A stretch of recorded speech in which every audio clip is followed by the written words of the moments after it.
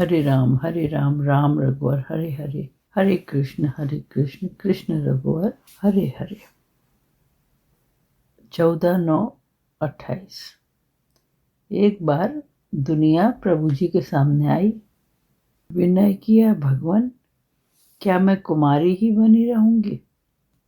प्रभु जी ने कहा, ए दुनिया, तू इतनी पुरानी हो गई, तुझे अभी तक कोई पुरुष ही नहीं मिला। बोली, भगवान जो मेरी ओर ताकते हैं नपुंसक हो जाते हैं, जो मुझसे मुंह फेरकर आपकी ओर चलते हैं वे ही वीर्यमान पुरुष हैं, परंतु वे मेरी ओर तो ताकते ही नहीं है। प्रभु जी बोले, सत्य है मेरे प्यारे, भक्तजन कब तुझे चाहने लगे? बोली, आप अपने भक्तों के साथ कैसा व्यवहार करते हैं? तो प्रभु जी ने कहा, मैं अपने भक्तों को इस दुनिया में ऐसा ही रखता हूँ, उनके साथ ऐसा ही व्यवहार करता हूँ जैसे अपने विमुखों के साथ अंत में करूँगा। मेरे भक्तजन दुनिया में सदा 3 तापों से दुखी रहेंगे। शरीर से रोगी, दुनिया में अनादर, पैसे से दुखी, इल्लत जिल्लत किल्लत नहीं। हृदय की उच्च दशा में भेदभाव लोप हो जाता है। हृदय की उच्च दशा में भेदभाव, फिर भेदभाव कहाँ रहता है? हाँ, लोप हो जाता है। आपने व्यंग किया, मतलब ये है कि दुनिया पहुंची ईश्वर के पास कि मेरा क्या हाल होगा। मुझे तो कोई एक आदमी नहीं मिला आज तक। बोले, क्यों? या तो मेरे भक्त हैं सारे जो मेरे चरणों में पड़े हुए हैं, जो असली लोग हैं वो मेरे को देखते नहीं मेरी तरफ, वो तो आपकी तरफ चले जा रहे हैं मेरे को ठोकर लगा के। तो उन्होंने कहा, भाई ऐसा ही है, मैं अपने भक्तों के साथ तो वो ही कर रहा हूँ जो मैं आखिर में उनके साथ करूंगा, जो तुम्हारे चरणों में पड़े हुए हैं उनके साथ। ये बात नहीं पड़ी है ना? नहीं है ये। ऐसे एक चचे महाराज एक सुनाते थे कि लक्ष्मी जी सपने में आई तो देखा कि उनके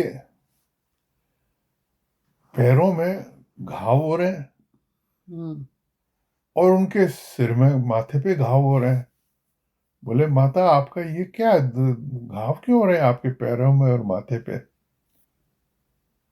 बोले, बेटा मेरे पैरों में घाव तो इस दुनिया ने कर रखे हैं जो मेरे पैरों पे माथा रगड़ रहे हैं। और माता आपके माथे पे क्यों घाव?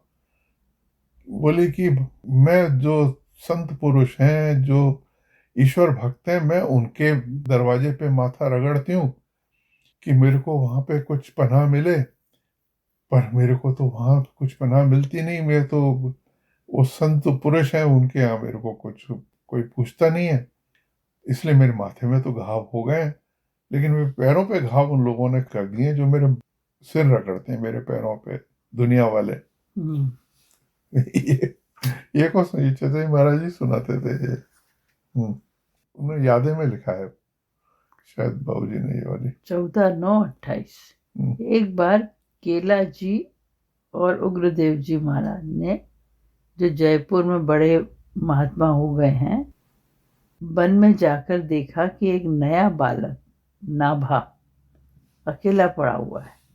माँ उसे वहीं छोड़कर चली गई थी। नाभादास जी। पूछा, तुम कौन हो? बालक ने कहा, क्या अभी तक आपको नाम रूप का ज्ञान बना है? यह अद्भुत वाणी सुनकर उन्हें विचार हुआ कि यह कोई भगवान भक्त होगा। स्थान पर ले गए और साधुओं का जूठा प्रसाद खाने की आज्ञा दी। उससे बुद्धि अत्यंत ही शुद्ध हो गई, हृदय के कपाट खुलने लगे। एक दिन गुरुदेव की सेवा में खड़े थे। महाराज जी के हृदय में कुछ क्षोभ हुआ। कोई सेवक नौका में बैठा था, नौका भंवर में पड़ी थी, उसको बचाने की प्रार्थना प्रभु जी मन ही मन कर रहे थे कि नाभाजी बोल उठे, भगवान चिंता ना कीजिए, वह आपका सेवक सुरक्षित है। गुरुदेव जी आश्चर्य में डूब गए। बोले, बेटे, अब जूठन प्रसाद खाने की जरूरत नहीं। उसी से तुम्हारे कपाट खुल चुके अब हैं। मेरी इच्छा से भक्तों के गुण अनुवाद गाओ। हम्म, सब बुद्धि तेरी खुल जाएगी। गुरुदेव की आज्ञा पाकर भक्तजनों का चरित्र लिख डाला। ये भक्तमाल लिखी थी नाभादास जी ने। वही भक्तमाल के नाम से प्रसिद्ध है। हम्म, अंत में जब समाप्त हुआ, गुरुदेव जी ने ले जाकर काशी में पंडितों की सभा बुला के दिखाया। पंडितों ने स्वीकार किया। फिर भंडारा हुआ। बड़े बड़े भक्त गए। गोस्वामी जी के मन में शंका हुई। अंत में वो भी गए। पत्तलें पड़ चुकी थी, जगह नहीं थी। एक महात्मा के जूते में दाल लिए 2 कोर खा चुके थे। तीसरे पर नाभाजी ने आकर कहा, क्या सभी भक्ति तुम ही लोगे? मतलब भक्तों के जूते में दाल डाल के खा रहे थे। कितनी बड़ी बात थी। और उन्होंने टोक दिया कि आप सारे आप ही लूट ले जाओगे, क्या हमें नहीं दोगे? ये बात भी नाभाजी की मुझे नहीं मालूम थी, जो भक्तमाल जी ने लिखी। ये मेरे को, मैंने भी, हाँ। 5/1/29। भक्तमाल बहुत कमाल की किताब है। बहुत बढ़िया। उसमें करीबन 400-500 भक्तों के किस्से हैं। उसमें एक किस्सा तो वो 400-500 अपन ने तो पढ़ी इतने। नहीं, वो नहीं, एक अलग ही है ये। अच्छा, भक्तमाल अच्छा। अलग ही है। और इसमें रामकृष्ण परमहंस जी सुनते थे इस भक्तमाल को। बंगला में ट्रांसलेटेड होगी, उससे वो सुनते थे कि भक्तमाल सुनाओ। तो उसमें एक कहानी भक्तमाल की उनके उसमें भी आई है, रामकृष्ण परमहंस जी की बुक में भी आई है, कि वो राजा था कहीं, और वो इतने में सेना चढ़ाई, लेकिन वो तो पूजा कर रहा था। तो उसकी माँ ने कहा कि सेना तो आ गई है सामने तुम्हारे दुश्मनों की, और तुम पूजा में लगे हुए हो। बोले, मैं पूजा का टाइम है, मैं तो वही पूजा करूंगा, जब भी सेना आ जाए, कुछ आ जाए। तो सेना क्या देखती है कि किले का दरवाजा खुला और एक ही आदमी निकला घोड़े पे से, और घोड़े पे से निकल के और वो गया सेना के पास, और एक ही जने ने वहां पे जो कई हजारों की सेना थी उनसे अकेले लड़ा, और सारे उसने काट दिए जितने भी सैनिक थे। राजा बच गया। तो राजा पैरों में पड़ गया। उसने कहा कि महाराज, आप कोई अलग ही चीज हो, आप मुझे क्षमा करो, मुझे मेरी जान की अमानत दो, मुझे तो जाने दो। उन्होंने उसको छोड़ दिया। अब इतने में वो माँ आके बोली कि कमाल हो गया, कोई बाहर सेना तो मरी पड़ी है, और तुम्हारी पूजा अभी खत्म हुई है, और देखो क्या हुआ है, जाने सब सारे सारे। और वो राजा जो है तुमसे मिलने आया है अकेला ही। ये गए राजा जो थे, और जयमल जयमल नाम था उनका। तो जयमल गए, वो बाहर किले से बाहर निकल के बोले, क्या बात है? कि बाकी तो सब ठीक है, आप मुझे तो बस आपके उस सैनिक के दर्शन करा दो जिसने आके मेरी सेना को खत्म कर दिया है। तो उन्होंने कहा कि कौन सैनिक? बोले, आपका एक सैनिक था ना सांवले रंग का, जिसने हमारी सेना, पूरी सेना गाजर मूली की तरह काट दी उसने। तो ये समझ गए कि ये प्रभु जी गए हमारे। और फिर उन्होंने उसमें लिखा है भक्तमाल में कि वो घोड़े को देखा, घोड़े पसीने से लथपथ था।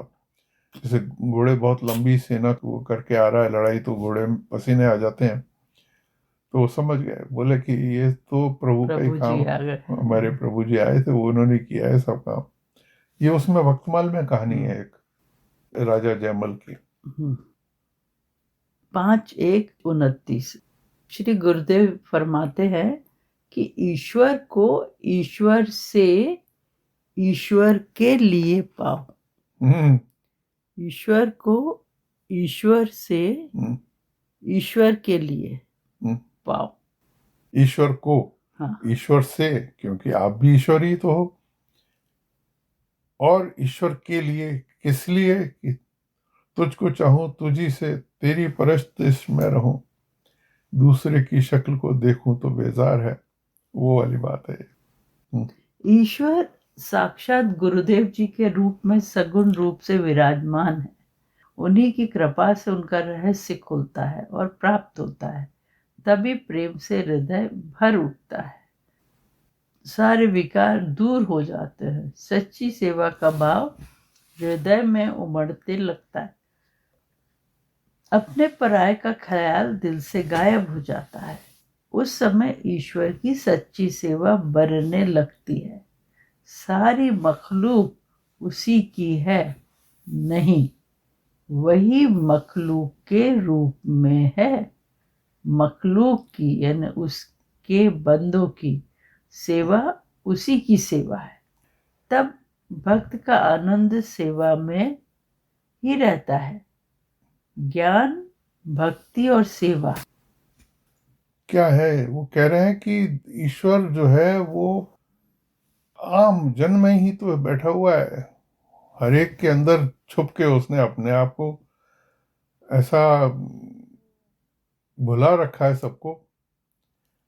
तो जो आम जन की सेवा ईश्वर भाव में करते हैं, शिव भाव में जो आम जन की सेवा करते हैं, वो उसको पा जाते हैं। हम्म, ज्ञान, भक्ति और सेवा हम्म, एक सुंदर दिव्य चक्र बनाते हैं। यह एक दूसरे पर निर्भर है। ये जो ज्ञान, भक्ति और सेवा, ये एक दूसरे पर निर्भर है, ऐसा नहीं कि अलग अलग हम्म। है। जब यह पूर्ण अवस्था को प्राप्त होते हैं, उसका विचार रह नहीं जाता है कि ज्ञान, उसको क्या कहें। हाँ, ज्ञान भक्ति, सज्ञान भक्ति करना और सेवा करते हुए, बड़ा अच्छा है ये। सज्ञान भक्ति और सेवा उसमें जरूरी है। और जब ये ज्ञान, भक्ति और सेवा ये पूर्ण अवस्था को प्राप्त होते हैं, उसका विचार रह नहीं जाता है कि उसको क्या कहें। तो ठीक है, वो नाम नहीं दे। हमारे मित्र हैं, पहाड़ों में रहते हैं, वो यही करते हैं। 21/6/34। सुबह की पूजा के बाद आपने फरमाया कि जो ईश्वर को ईश्वर की दृष्टि से देखता है, अपनी दृष्टि से नहीं देखता है, महेश रूप होकर ईश्वर उसका संहार करते हैं। जो दास देवताओं को दास भाव से देखो। जो देवताओं को देवताओं की दृष्टि से देखता है, उसे देवता अपना लादू पशु बनाते हैं। जो गुरुदेव को गुरु की दृष्टि से देखता है, अपनी दृष्टि से नहीं देखता, गुरु उसकी सारी कमाई काल रूप होकर हर लेते हैं और कोरा कर देते हैं। ये वही है, सिंबॉलिक है, अहंकार वाली बात है। दास भाव जरूरी है। 23/6/34। जो आपने परसों प्रातः काल भेद की बात कही थी, उसे आपने सवेरे समझाया। गुरुदेव को गुरु की नजर से देखने में धोखा है। उन्हें अपनी नजर से देखो, उनको ईश्वर की समीपता का द्वार समझो। उनका सम्मान ईश्वर के समान बेशक करो, पर उन्हें ईश्वर न समझो। ऐसी ही बात देवता तथा ईश्वर के विषय में भी है।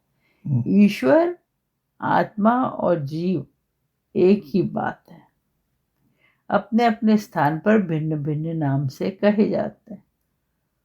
बात तो सही है, ईश्वर, आत्मा और जीव तो एक ही चीज है, बस संज्ञान का फर्क है।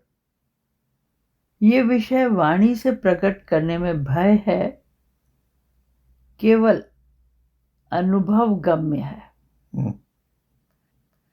14 अवतार ईश्वर के हैं। सब आत्मा का तेज दिखाने को प्रकट हुए हैं। फिर अंत में हजरत जी ने तो बंदगी, हुजूर अकरम ने बंदगी का पाठ सिखाया है, आत्मसमर्पण का। अंत में मतलब ये 14 अवतार हुए हैं, उसके बाद आत्मा का तेज दिखाने को प्रकट हुए हैं, और फिर अंत में हजरत जी ने तो आत्मसमर्पण का पाठ सिखाया। मनुष्य शरीर में ईश्वर की बंदगी वाजिब है, आत्मसमर्पण वाजिब है। जो मनुष्य शरीर में है उन्हें कुछ क्षण के लिए अवश्य इंसानी हालत में आना पड़ता है, नहीं तो ठहर नहीं सकते। जो मनुष्य शरीर में है उन्हें कुछ क्षण के लिए अवश्य इंसानी हालत में आना पड़ता है। हाँ, अवतार लोग जो मनुष्य शरीर में हैं वो अपना पूर्ण अवतार रूप नहीं दिखाते। वो मनुष्य शरीर की सीमाओं का पालन करते हुए अपना काम कर अपनी वाणी को बताते हैं। हर अवतार के 4 यार हैं, 2 की बाहरी और 2 की भीतरी शिक्षा केवल साथ रहने से हो जाती है। 2 की बाहरी और 2 की हर भीतरी। अवतार के 4 यार हैं, 2 की बाहरी और 2 की भीतरी शिक्षा केवल साथ रहने से हो जाती है। अच्छा, वो क्या है 4 यार नहीं बताए? देखते हैं आगे है शायद। 29/9/39, ये तो 5 साल बाद का लिखा हुआ। पूजा के बाद आपने फरमाया कि एक अलौकिक वाणी थी, ईश्वर से परे का डर करे, न कि भय का डर। ईश्वर से दूर हो जाऊं इस बात का डर होना ईश्वर चाहिए। से प्रेम का डर करे, न कि भय का डर करे। जो ईश्वर को ईश्वर की दृष्टि से पूछता है उसको ईश्वर रुद्र रूप से रुलाते हैं। जो गुरुदेव को गुरु की दृष्टि से पूछता है उसको गुरुदेव काल रूप होके उसका कमाई हड़प कर लेते हैं। तो अहंकार भाव से नहीं, दास भाव से देखना चाहिए। ये गैरियत का पर्दा उठ जाना चाहिए। हाँ, गैरियत मतलब दास भाव से, परंतु व्यवहार वैसा ही हो जैसा गुरु भाव से होता है। ये जो है वो थोड़ी सी वो कबीर साहब की 2 जो हैं साखियों की तरह से थोड़ा सा पेचीदगी वाली बातें हैं, लेकिन ये मतलब इसका यही है, दास भाव से ही ईश्वर की याद करो। और रामकृष्ण परमहंस जी ने कहा कि वो एक राजा बोला सैनिक से, जो मैं हूं वो तू है और जो तू है वो मैं हूं। तो सैनिक ने कहा, तो महाराज मेरे को अपने सिंहासन पे एक बार बैठने दो ना।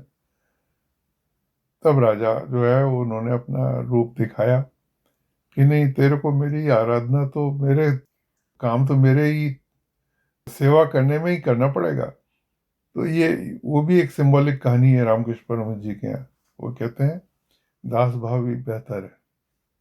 5/6/34 सुबह पूजा के बाद श्री गुरुदेव ने कहा कि श्री गुरुदेव की इज्जत बेशक ईश्वर के समान करें, परंतु उसको ईश्वर न जाने, नहीं तो मूर्ति पूजन होगा। श्री गुरुदेव के द्वारा ईश्वर की प्राप्ति होती है, इसलिए उनसे प्रेम करें, ईश्वर से प्रेम हो जाएगा। गुरु में निरंतर लीन होने से ईश्वर में आप ही आप साधक लीन हो जाएगा। हाँ, फनाफिल शेख में फनाफिल्ला है। 3/11/28 जो लोग अपनी निंदा करने वाले के वचन से दुखी न होकर प्रभु के ध्यान में आनंद मानते हैं, वो स्वयं सुखी होते ही हैं और वह उसको भी हरि सम्मुख करते हैं। मतलब जो निंदा कर रहा है हम्म, उसकी बात पे नाराज नहीं होते, प्रभु और के ध्यान में आनंद मानते हैं। और बल्कि अच्छा समझते हैं कि मेरी ये निंदक नेरे राखी आंगन कुटी छवा है, तो अच्छा है मेरी निंदा कर रहा है, और उसको भी जो निंदा कर रहा है उसको भी ईश्वर के सामने प्रस्तुत कर देते हैं, असली संत जो होते हैं। हम्म, वह मार्ग क्यों न चले जिसमें अपना और दूसरों का भी कल्याण हो। भक्त जनों का तो यही कार्य है। वह यत्न करते हैं कि अधिक से अधिक प्राणी प्रभु के भक्त बने। ज्यों ज्यों श्री गुरुदेव जी की सच्ची भक्ति उदय होती है, ज्ञान का प्रकाश उदय होने लगता है, गुरुदेव का सच्चा रूप प्रकट होने लगता है, समभाव आने लगता है, समभाव, एक जैसा भाव आने लगता है। अंधकार के पर्दे फटने लगते हैं, सब द्वैत भाव दूर होकर पूरी भक्ति प्राप्त होती है, जिसके लिए कोई नाम नहीं है। समभाव को यह है कि अद्वैत का भाव, एक ही भाव, वह एक ही हो, उसका भाव आने लगता है, उसी से सारे पर्दे हट जाते हैं। वह दशा केवल अनुभव की जाती है। हम्म, अनुभव करने वाले को यह पता लगने से रहा कि मैं क्या अनुभव कर रहा हूं। हम्म, हाँ, परमानंद की प्राप्ति की यह परम भूमिका है। हम्म, 13/11/38, एकदम 10 साल बाद, कई दिनों बाद आज लिख रहा हूं। एक भक्त जी की चिट्ठी आई है और आप पढ़ाकर सुन रहे हैं। आपने फरमाया कि तपोभूमि में वास किए बिना काम नहीं बनता। तपोभूमि में रह के पूजा करने के बिना काम नहीं बनता। यह शरीर ही भूमि है। अच्छा। वह नित्य प्रेम की अग्नि से जलती रहे, हृदय में प्रेम की पीड़ा बनी रहे, हम्म, दूसरों को मालूम न होने पाए। कमाल की बात है। भीतर की मोहब्बत औरों पर खुल गई तो बात दो कौड़ी की हो गई। हम्म, वो बंद मुट्ठी लाख की खुल गई तो वो कह रहे हैं खाक। अंदर, मीरा ने भी लिखा है कि मैं तो अंदर ही अंदर पिया भिन पीली वही, ज्यों काठ गुन खाई, औषध पूर्ण तंच दई, लागो मोहे बोराई। कह रहे मैं पिया के बिना पीली हो गई हूँ, जैसे कि लकड़ी अंदर से पोली हो जाती है, काठ घुन खाई, औषध पूर्ण तज दई, सारी तो मेरे को कोई दवाई भी काम नहीं कर रही। क्यों? क्योंकि लागो मोहे बोराई, मैं पागल हो चुकी हूँ। तो ये क्या है, अंदर ही अंदर जिनको प्रेम की पीड़ा होती है उन्हीं का ही काम होता है, और प्रेम की पीड़ा पैदा होना बहुत आवश्यक बताया है भक्ति के लिए। हम्म, बोले कि ईश्वर के मार्ग में बड़ी सावधानी से चलें। हम्म, जब तक गुरुदेव की आज्ञा न हो, अपने को जाहिर न करें। अगर बीच में कोई जाहिर हो गया तो ठीक मार्ग पर आना बहुत कठिन है। ईश्वर ही अपनी दया कृपा से संभाल करे तो बचत होगी, नहीं तो नहीं। हमारे ये भी कहते हैं कि किसी ने कमेंट किया था, जब यहाँ पे प्रयाग में जब एक कुंभ टेंट में सारे जने बैठे थे चचा जी महाराज के साथ, और एक बड़े साधु कोई आए और झांक के बोले उनके टेंट में, कहने लगे कि यहाँ कोई भक्त है क्या? तो सब एक दूसरे की तरफ मुंह देखने लगे, बोले यहाँ कोई भक्त नहीं है, आप गलत आ गए हैं। तो वो साधु अंदर आ गए, फिर आके बोले बाहर तो लोगों को दो पैसे मिल जाते हैं और सेठ बन के बैठे हुए हैं, और यहाँ आप सब जने अपनी अपनी गांठ में हीरे दबाए हुए बैठे हुए हैं और किसी को पता नहीं पड़ने दे रहे। तो वो कोई ज्ञानी उनकी दृष्टि खुली थी उस साधु की, तो उसने देखा कि ये सारे सारे ऊंची अवस्था में बैठे हुए हैं। सारे चचा जी महाराज के साथ जो बैठे हुए थे वो उनकी भी अवस्थाएं ऊंची हो चुकी थी। उन्होंने देखा इन सबकी ऊंची अवस्थाएं हैं, लेकिन कोई बोलने को तैयार नहीं है। और बाहर एक जरा सी कोई चीज मिल जाए उसके लिए तो बहुत लंबा भीड़ इकट्ठी कर ली है उन्होंने। प्रवचन हो रहे हैं। तो ऐसे ही है हमारे यहाँ, जो इस लाइन में काफी ऊंची अवस्थाएं हो जाती हैं और साधुओं की, लेकिन पर्दे ही पर्दे में ले जाते हैं हरम तक। ये हमारे यहाँ का एक नियम है कि प्रकट नहीं होने देते किसी को, और अपने अपने लोगों में तो प्रकट हो जाते हैं, जो उनके आपस में जो आते हैं वो तो उनके सामने तो प्रकट होते हैं, लेकिन दूसरों के सामने नहीं खोलते उनको। पर्दे ही पर्दे में ले जाते हैं हरम तक, ईश्वर के दरबार तक पर्दे में ही ले जाते हैं, किसी को खोलने नहीं देते। दुनिया में मेल मिलाप करते नाम कमाना और ईश्वर की भक्ति पाना दोनों एक साथ मुश्किल बात है। दुनिया भी कर लो या फिर ईश्वर की भक्ति कर लो, दोनों नहीं हो सकती। लोग समझते हैं कि हम दुनिया करते हुए ईश्वर की भक्ति कर लेंगे, नहीं हो सकता। वो एक को शायद कुरान में है, कहीं है, किसी या फकीर का कहा हुआ है, तू मुझे भी चाहता है और दुनिया को भी चाहता है, ये नहीं हो सकता, नहीं हो सकता, नहीं हो सकता। हम खुदा ख्वाही व हम दुनियाए दूं, हम दुनिया दूं, ई ख्याल अस्तो महाल महालस्तो अस्तो जनो। महालस्तो जनो। तू मुझे भी चाहता है और दुनिया को भी चाहता है, ये तेरा ख्याल ही है और ये मुहाल है, ये हो नहीं सकता। ये 2:7-34 विचार। जिस इंसान को सगे दुनिया न पाया, फरिश्ता उसका हम पाया न पाया।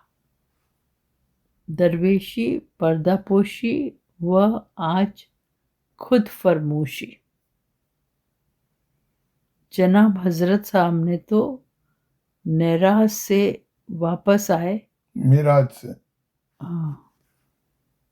अपने 4 यारों से जब पूछा कि मेरे पीछे खल खुदा के साथ कैसा बर्ताव करोगे। एक ने अर्ज किया सखावत व कर्म करूंगा। दूसरे ने अर्ज किया अदब व इंसाफ करूंगा। तीसरे ने अर्ज किया शरीयत को फैलाऊंगा। चौथे ने कहा पर्दापोशी करूंगा। ये शुरू से पढ़ो, इसकी पहला क्या उन्होंने वर्ड बोला, सबसे सबसे बिल्कुल शुरू से आया। जिस इंसान को सगे दुनिया न पाया, फरिश्ता उसका हम पाया न पाया। जिस इंसान को सगे दुनिया ने न पाया, फरिश्ता उसका हम पाया न पाया। फरिश्ता उसका हम पाया न पाया। थोड़ा क्रिप्टिक है। हम साया न पाया नहीं होना चाहिए। हाँ, फरिश्ता उसका हम साया न पाया। अच्छा, मुझे ऐसा लगा। हाँ बिल्कुल, मतलब फरिश्ते भी इंसान की बातों को नहीं समझ सकते पूरी तरह से। दरवेशी पर्दापोशी और आज खुद फरोशी। खुद फरोशी। दरवेशी क्या है? दरवेशी कहते हैं साधुता, फकीरी। पर्दापोशी यानी किसी के अवगुणों पे पर्दा डालना, पर्दा रखना, अवगुण जाहिर नहीं करना। और तीसरी खुद फरामोशी। खुद फरमोशी, फरामोशी मतलब खुद को नेगेट कर देना।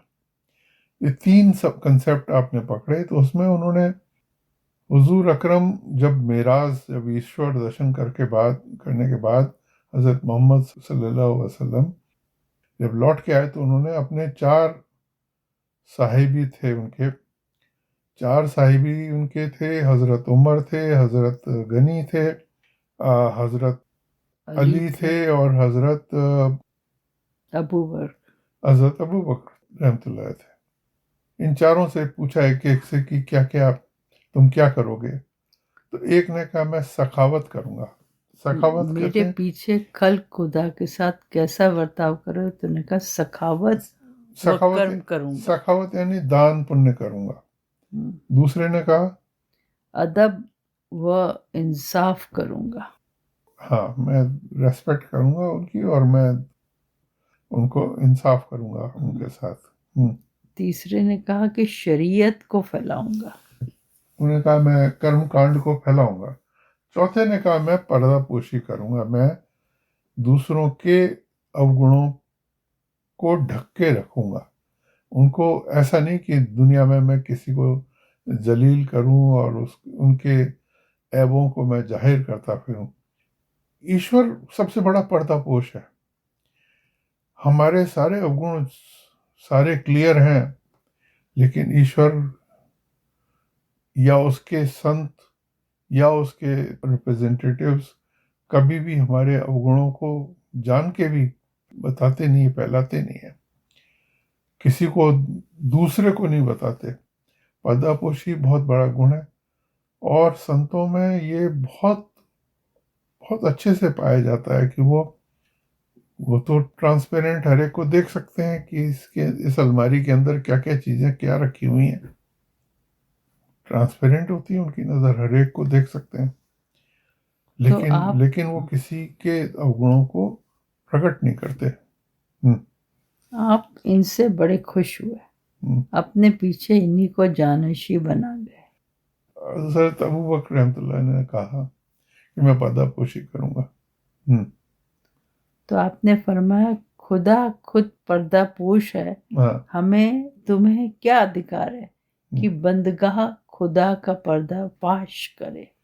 हाँ, जो बंदे हैं उसके, जो उसके मखलूक है ईश्वर की, जो प्रजा है ईश्वर की, उनके अवगुणों को हमें बताना नहीं है। इसका कारण क्या है? कारण यह है कि अवगुण सब में ही है। कोई बिरला ही होगा जिसमें कोई अवगुण नहीं होगा। लेकिन किसी का अवगुण प्रकट करना एक तरह से छोटापन दिखाना है, कमतरी दिखाना है। और ईश्वर हर एक को चांस देता है इम्प्रूव करने के लिए, बढ़ने के लिए, अपने अवगुणों को धीरे धीरे समाप्त करने के लिए। तो ये इंडिविजुअल प्रोसेस है, उस इंडिविजुअल प्रोसेस को यूनिवर्सलाइज नहीं करना चाहिए, ये आपका मतलब है। 23/7/37 आज श्री गुरु पूर्णिमा आषाढ़ी है। सुबह की पूजा के बाद आपने फरमाया हया खुदा के सामने बनाए रहें। हया खुदा के सामने शर्म बनाए रखें। हया यही है कि बंदगान खुदा के ऐप खल के सामने न खोले। हाँ, ईश्वर कहता है मैं तो छिपाता हूं, तुम्हें क्या हक है कि खोलो। दरवेशी सकून दरवेशी और शय है। दरवेशी सकून दरवेशी वह और शय है। और शय, एक दरवेशी है फकीरी, सकुन दरवेशी यानी जिसमें कि सखावत करना, दान पुण्य और ये करना। दरवेशी एक अलग चीज है और दान पुण्य करने वाले दरवेश अलग होते हैं। असली दरवेश वो होते हैं जो दूसरे के अवगुणों को प्रकट नहीं करते हैं और अंदर ही अंदर उनके लिए प्रार्थना करके उनके अवगुणों को समाप्त करते हैं वो, लेकिन प्रकट नहीं करते। हाँ, कभी उसको पर्टिकुलर किसी इंडिविजुअल को प्रकट करते हैं तो बहुत ही इशारे से। दरवेशी पर्दापोशी आज खुद परामोशी है। दूसरे के ऐप खोलना गोया अपने ऐप खोलना है। ईश्वर को यह मंजूर नहीं। रजा के कूचे से कभी न हटो। रजा के कूचे से कभी न हटो। रजा उसकी इच्छा है ना, ईश्वर की इच्छा है। ईश्वर ने हर एक को जैसा छोड़ा है उसको उसी तरह से छोड़ो, और तुम्हें भी जैसा छोड़ा है उसमें भी एक्सेप्ट उसी को करो, उसी एक्सेप्टेंस में रहो, उसकी मर्जी के एक्सेप्टेंस में रहो, जो जैसा ईश्वर रख रहा है। ईश्वर कुछ, किसी का एक्सीडेंट हो गया, पैर खराब हो गया, कुछ हो गया, और उसने ठीक कराने की कोशिश करी लेकिन नहीं बनी बात, कुछ ऐसा कुछ हो गया, उसके बाद वो आदमी फिर हार झक मार के कहता है कि ईश्वर की मर्जी थी। कहता तो है लेकिन उसमें खुश नहीं रहता। उसमें खुश भी रहो, जैसा वो रखना चाहे वैसे रहो, उसमें खुश रहो अपने लिए। क्रोध का दमन। 17/3/29। महाराज जी कहा करते हैं, साधु व संत वही है जो दूसरे के पापों को छुपाता है और अपने आप को विसारता है। ईश्वर की भक्ति उसी को मिलेगी। अपने आप को विसारता है हम्म, मतलब दूसरों के पापों को छुपाता है और अपने आप को विसारता है। हाँ, विसार कहते हैं भूलना, मतलब अपने को खुद को भूली हुई हालत में रखता है। जो भूली हुई हालत को इस्तराग भी कहते हैं, एक एक मस्ती की हालत भी कहते हैं। अब वो हुजूर क्या कहना चाह रहे हैं तो पता नहीं। ईश्वर की भक्ति उसी को मिलेगी जिसका व्यवहार शुद्ध है। संत जनों में क्रोध आता ही नहीं। कितना ही अपराध होवे, सदैव ईश्वर की कृपा के लिए प्रार्थना करते रहते हैं कि हे प्रभु, अपना रहम कर, इनकी भलाई कर, इनका सुधार हो, यह बेचारे नहीं जानते। संत में क्रोध नहीं होता, उनकी कोई बुराई करे, कोई उनको इंसल्ट करे, उन्हें क्रोध नहीं आता। और दूसरे पे तो क्रोध करते ही नहीं है, दूसरे के लिए तो प्रार्थना ही करते हैं वो।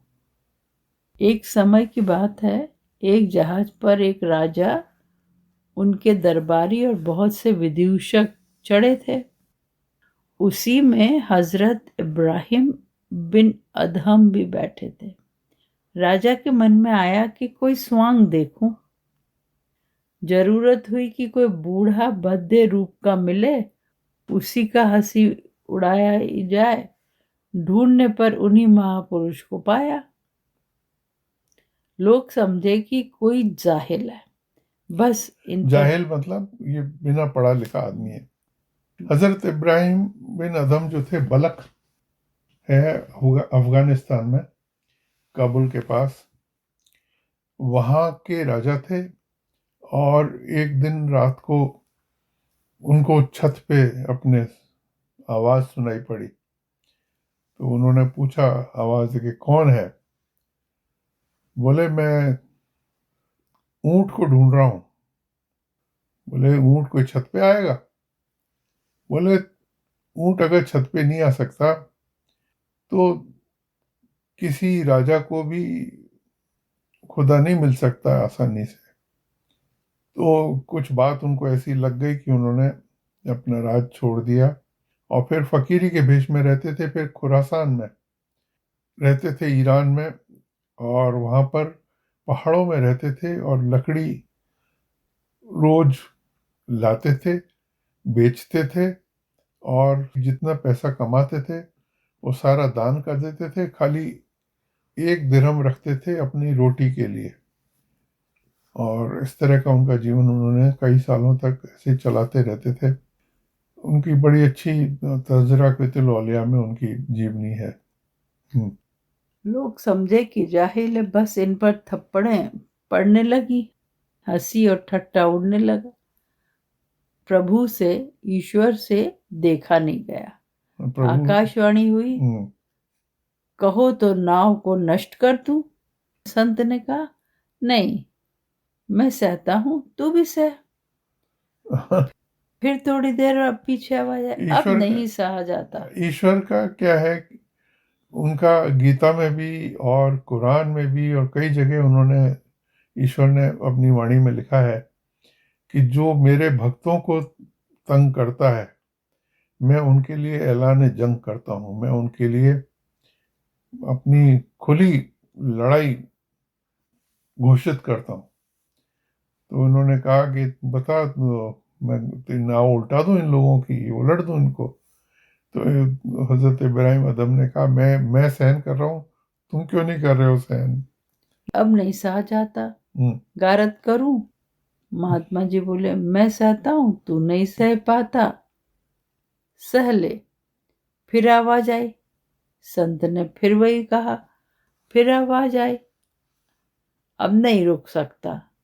तब तो संत जी ने कहा, यदि नहीं सह सकता तो उन्हें भी मुझ जैसा बना दे।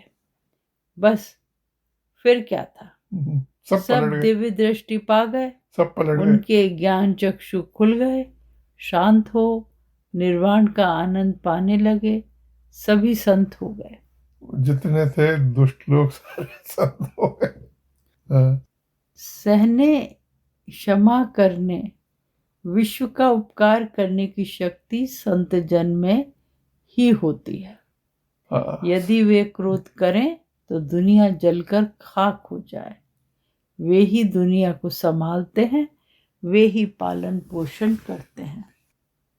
संत लोग जो हैं, खल के वचन संत सहे जैसे। ये रामायण में आया है कि पहाड़ पे जब बारिश की बूंदें पड़ती हैं तो पहाड़ को कोई फर्क नहीं पड़ता। इस तरह जो संत लोग हैं वो खल खल यानी दुष्ट लोगों के वचन ऐसे ही सहते हैं जैसे पहाड़ बारिश की बूंदों को सहता है।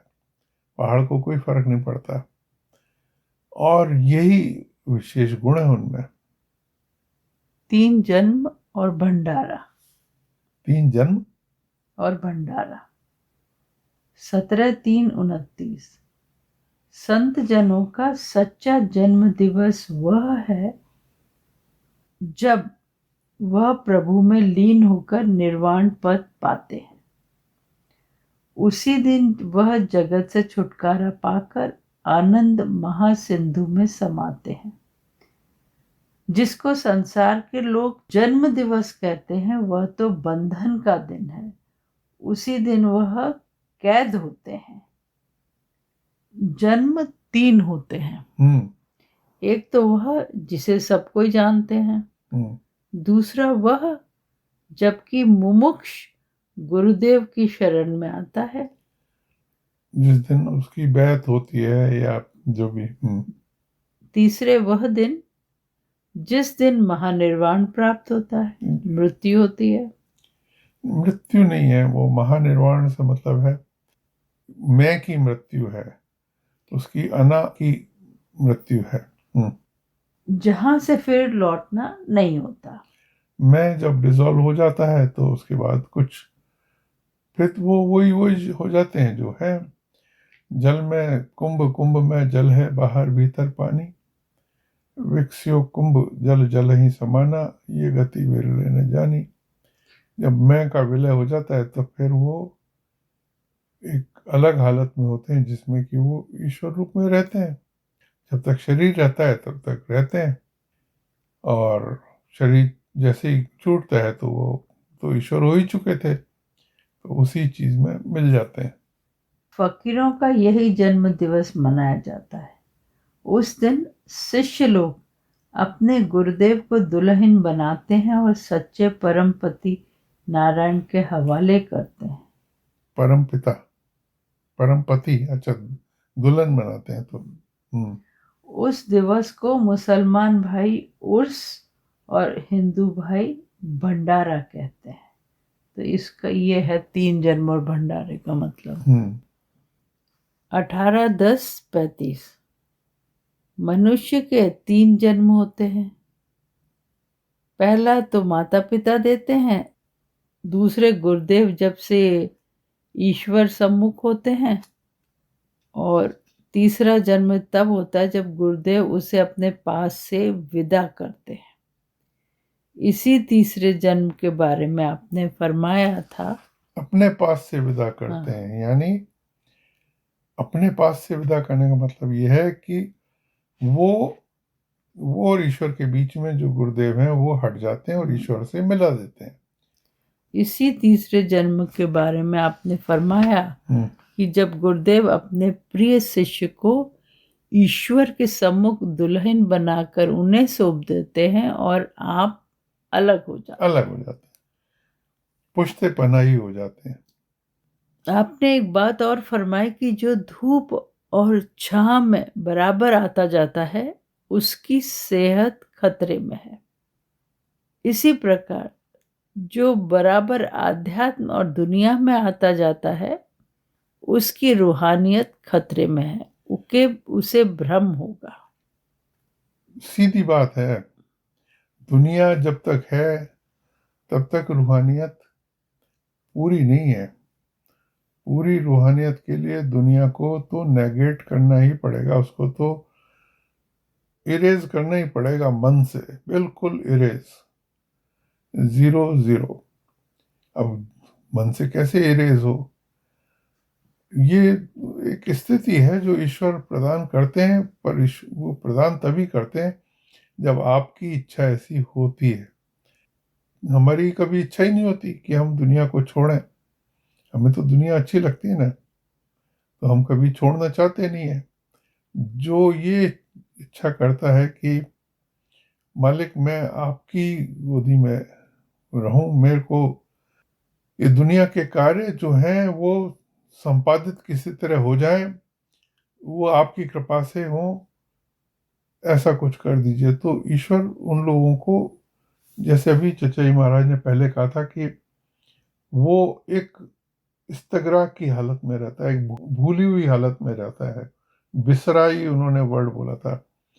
वो भूला सा रहता है, उसको खुद का भी होश नहीं होता, शरीर का भी होश नहीं होता, काम उसके होते रहते हैं, लेकिन उसकी चेतना कहीं और जाके फिक्स हो जाती है। दुनिया के काम ऑटोमेटिकली जो हो रहे हैं होते रहते हैं, लेकिन वो रहता कहीं और है। ये बहुत फकीरों की जीवनी जो हमने पढ़ी हैं उनमें ऐसी हालतें आई हैं लोग कि वो एक अलग हालत में, एक अलग मौज में, ईश्वर में हमेशा फना की हालत में जो बोल रहे हैं वो भी ईश्वर ही बोलता है फिर उनके मुंह से। सुबह श्री महाराज जी ने एक बहुत ही सुंदर और हर समय स्मरण रखने की बात कही कि अपने आप को चलने वालों में शुमार करो, कहीं ठहरो मत, चलते चलो। राजी बरसा 19/8/34। सुबह आप सुखासीन हो भक्तजनों की मंडली में को दिव्य भाषण से तृप्त कर रहे हैं।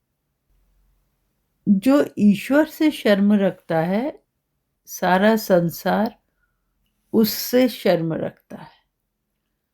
जो ईश्वर से प्रेम करता है सारा संसार उससे प्रेम करता है। जो ईश्वर का अदब करता है सारा संसार उसका अदब करता है।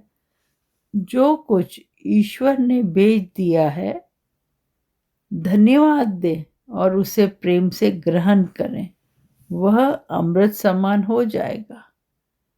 अच्छे विचार उत्पन्न होंगे, फिर जगत के सब व्यवहार भी ठीक होंगे। जहाँ ईश्वर का वास है सभी बातें ठीक होती रहती हैं। यही है राजी बरजा, उसकी मौज में ही रहना।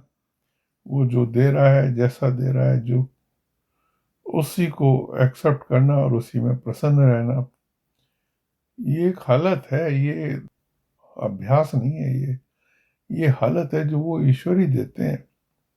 अब ईश्वर कैसे प्रेम हो, कैसे ईश्वर का ख्याल हो, ये वो ही देते हैं। अगर वो दे दें तो वो जीव की छटा अलग ही हो जाती है।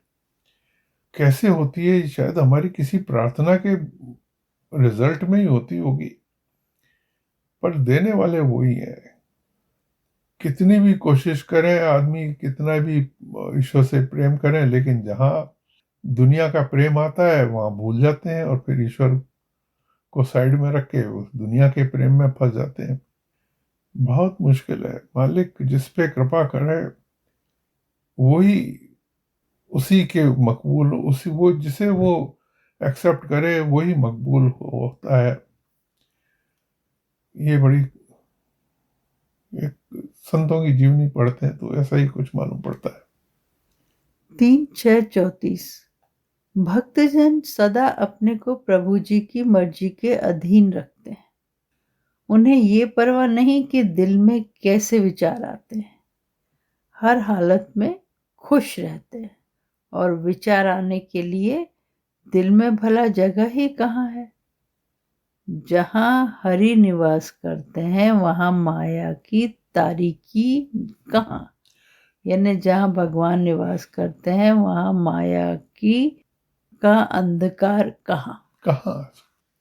जहाँ राम तहाँ काम नहीं। जहाँ राम तहाँ काम नहीं, जहाँ काम तहाँ राम। एक जगह बैठे नहीं रवि शशि एक ठाव।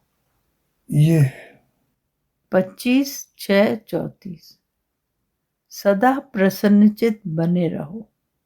सदा ताक बनी रहे कि मैं ईश्वर की आज्ञा पालन करूं। हृदय में सेवा में भाव रहने हृदय में सेवा में तत्पर रहने का भाव जागृत रहे। यह कभी नहीं चाहें कि मैं ईश्वर से मिल जाऊं। आत्मिक उन्नति तभी होती है जब गुप्त बना रहे। हाँ, जब ईश्वर चाहे प्रकट कर दे तब कोई बाधा नहीं। ये थोड़ा लिखने में इनको क्लियर नहीं हुआ। आपका कहना है कि गुप्त बना रहे, अपने को जाहिर नहीं करे, किसी को पता भी नहीं पड़े कि आप कहाँ चल रहे हो, आपकी क्या स्थिति बनी आत्मिक हुई है। उन्नति। हाँ, अपने आंतरिक जो हालत है उसको अपने तक ही रखे और जैसा ईश्वर रखे उसी हाल में खुश रहे। और याद भी वही कराते हैं, आप याद की चेष्टा करो और प्रार्थना करो तो एक दिन ऐसा आएगा कि वो याद भी अपनी कंटिन्यूस याद भी वो करा लेंगे। उन्हीं की मर्जी है, प्रार्थना बस हमारी किसी तरह हो जाए। 7:35 शाम का समय विश्राम करते हुए आपने फरमाया, इस दास की ओर फिर कर, मतलब शायद इनके जो लेखक है उनकी तरफ करके, कि देखो ईश्वर के मार्ग में सफल यात्रा के लिए चाहिए कि सलाहियत दिल हो। सलाहियत के मानी है कि हृदय से सारा टेढ़ापन चला गया हो। जो कुछ आवे सब ईश्वर की ओर से आवे। सरलता, इसको सरलता कहते हैं। तुलसीदास जी ने बहुत दोहे लिखे हैं इसके ऊपर। भला बुरा सब उसी की ओर से आए। भला काम बनने पर हर्ष और बुरा होने पर खेद न हो। हाँ, ये भी अच्छी हर बात। हाल में खुश। हर हाल में खुश। अपनापन हो तो हर्ष व खेद हो। जब सब कुछ उसी की ओर से है तो फिर हर्ष और खेद की जगह कहाँ है। जगह कहाँ है? जिस समय भलाई से हर्ष होता है पतित हो जाता है, वैसे ही बुराई से दुख होने पर भी पतित हो जाता है। ऐसी दशा में धन्यवाद निकलना चाहिए कि हे ईश, आपकी माया को नमस्कार। नमस्कार। आप अग्नि ताप से बचाइए। इसमें आपने तुलसीदास जी ने कई पद लिखे हैं। निर्मल जन मोहे सदा सुहावा, मोहे कपट छल छिद्र न भावा। ऐसा हो कि दिल में से सारा टेढ़ापन निकल जाए। टेढ़ापन क्या है? टेढ़ापन ये है कि रामकृष्ण परमहंस जी ने उसको पटवारीपन कहा है। सरलता आ जाए, बस बालक जैसी सरलता आ जाए। ऐसा हो जैसे कि 5 साल का बच्चा, 4 साल का बच्चा, बिल्कुल सरल। इतनी सरलता हो तो उसको अच्छा गुण माना गया है, और वरना तो फिर टेढ़ापन है ही। हर चीज को एनालाइज करना और उसके गुण दोष देखना, ये तो सब पटवारीपन में ही आता है।